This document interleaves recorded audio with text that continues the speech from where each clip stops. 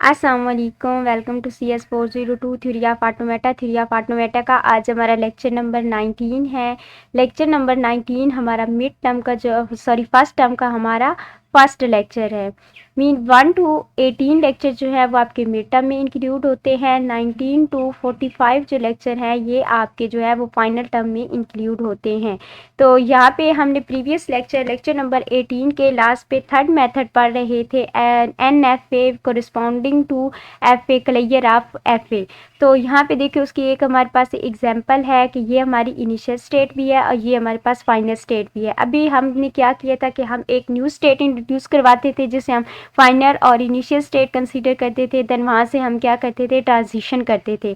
अब यहाँ पे देखिए यहाँ पे हमारे पास ये इनिशियल स्टेट भी है, फाइनल भी है, तो हमें नेक्स्ट जो है वो इनिशियल और फाइनल स्टेट बनाने की जो है वो ज़रूरत नहीं है। हम क्या करेंगे, यहाँ से हमारे ए की ट्रांजिशन होगी या बी की होगी, तो देन हम क्या करेंगे, स्टेट नंबर 2 के ऊपर जो है वो ए और बी के लिए हम क्या करेंगे, लूप लगा देंगे। तो यहाँ पे देखिए उन्होंने सेम काम किया। अब ये हमारा क्या बन गया, N F A corresponding to F A clear.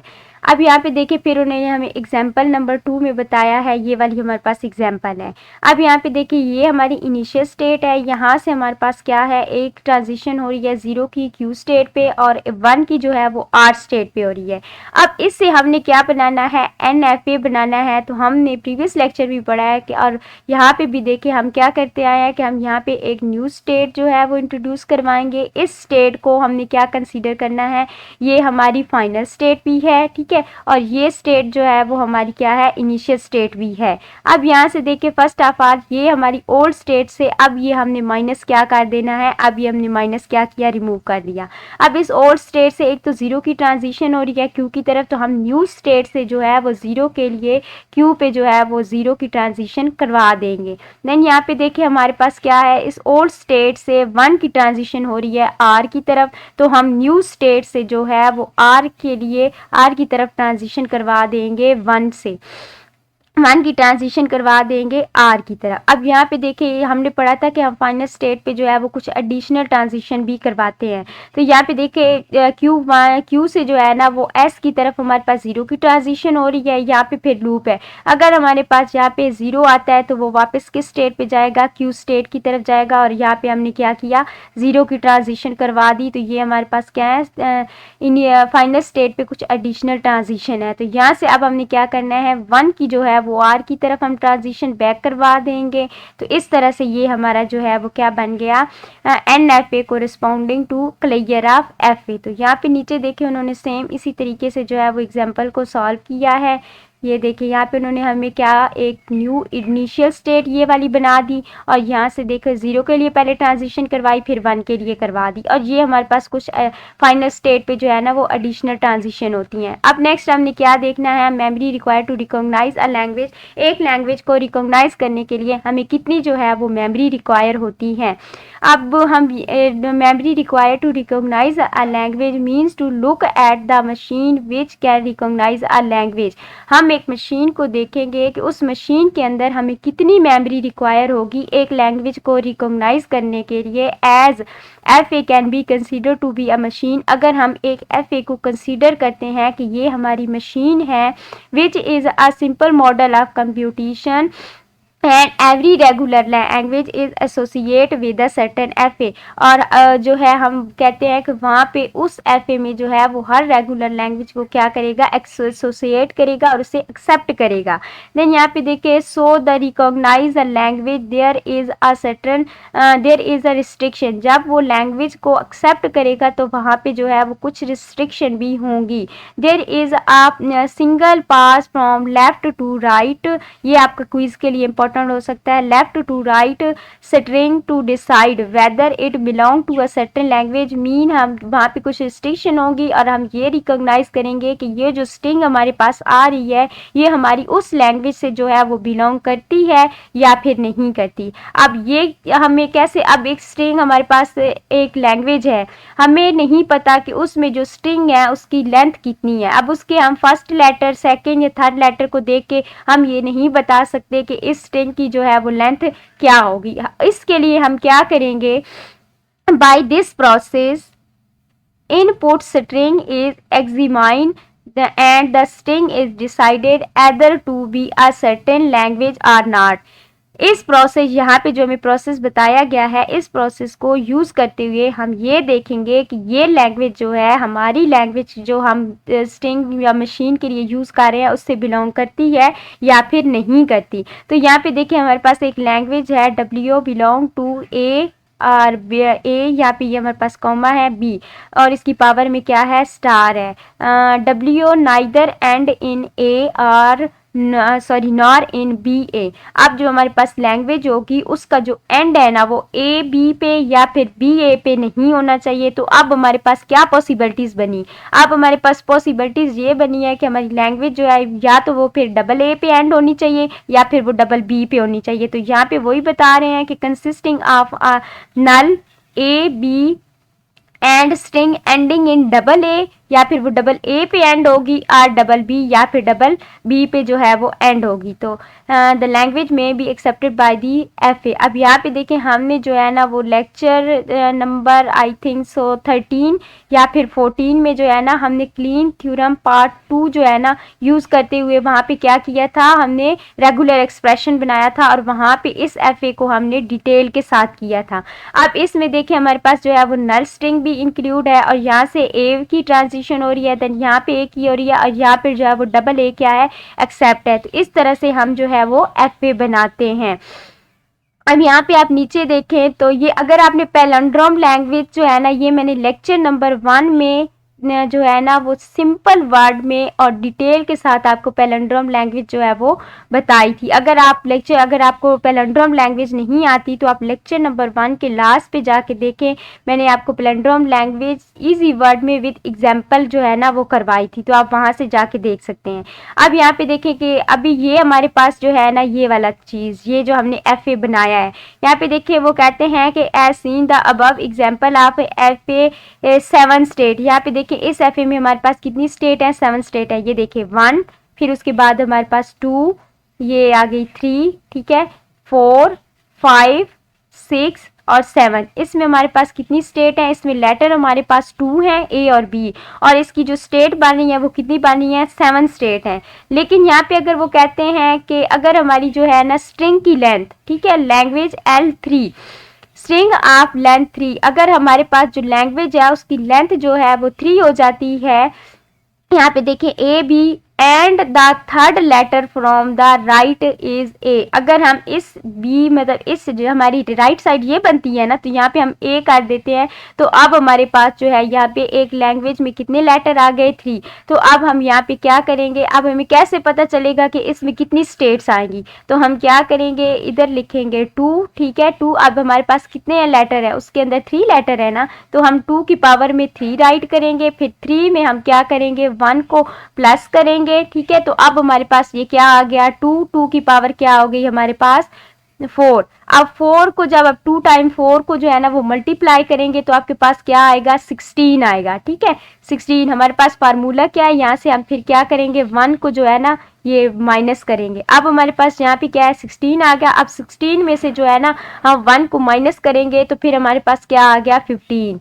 अगर हमारे पास जो है वो किसी लैंग्वेज में 3 लेटर हैं और उन 3 लेटर्स की हमने स्टेट फाइंड आउट करनी है, तो हम ये वाला फार्मूला देखिए यहाँ पे उन्होंने आपको बताया भी है और मैंने फिर आपको यहाँ पे बता दिया है। तो आपने क्या करना है, 2 की पावर में जो है वह 3 राइट करना है, 3 में आपने 1 को ऐड करना है, ऐड करने के बाद आपने जो है मल्टी मतलब उसकी पावर में 4 आपने पावर को सॉल्व करना है, तो आपके पास 16 आएंगे।